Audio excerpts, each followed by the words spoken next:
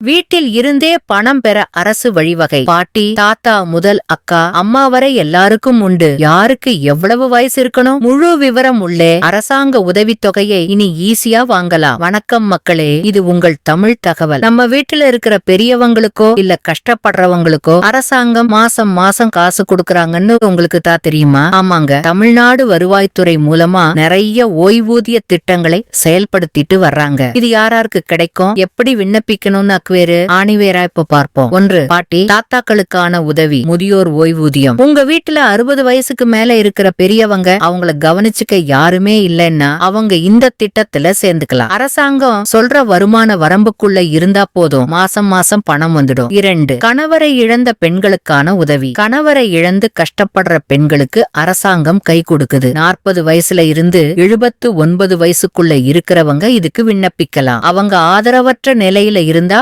முன்னுரிமை கிடைக்கும். 3. மாற்றுத்திறனாளிகளுக்கான உதவி. 18 வயசுக்கு மேல இருக்கிற மாற்றுத்திறனாளி நண்பர்களுக்கு இது பொருந்தும். அவங்களுடைய பாதிப்பு 80% மேல இருந்தா அவங்க கண்டிப்பா இந்த திட்டத்துல விண்ணப்பிச்சு பலன் பெறலாம். 4. விவசாய தொழிலாளர்களுக்கான பாதுகாப்பு. நிலமே இல்லாம மத்தவங்க வயல்ல வேலை செய்யற விவசாய கூலிகளுக்கும் ரொம்ப கம்மியா நிலம் வச்சிருக்கிறவங்களுக்கும் 60 வயசு ஆனதும் இந்த திட்டம் மூலமா உதவி கிடைக்கும். 5. கணவனால் கைவிடப்பட்ட மற்றும் திருமணமே ஆகாத பெண்கள். கணவனை பிரிஞ்சு 5 வருஷத்துக்கு மேல ஆச்சு, வயசு 30க்கு மேல இருக்குன்னா அவங்க விண்ணப்பிக்கலாம். அதே மாதிரி 50 வயசு ஆகியும் கல்யாணம் ஆகாம கவனிச்சுக்க யாரும் இல்லாம இருக்கிற ஏழை பெண்களுக்கும் அரசாங்கம் மாசம் மாசம் பணம் கொடுக்குது. 6. திருநங்கைகளுக்கான திட்டம். சமூகத்துல பின்தங்கிய நிலையில இருக்கிற திருநங்கைகளுக்கு உதவ 40 வயசுக்கு மேல இருக்கிற ஆதரவற்ற திருநங்கைகளுக்கும் ஓய்வூதியம் வழங்கப்படுது. எப்படி விண்ணப்பிக்கணும்? ஐயோ, இதுக்கு எங்க போகணும்னு யோசிக்காதீங்க.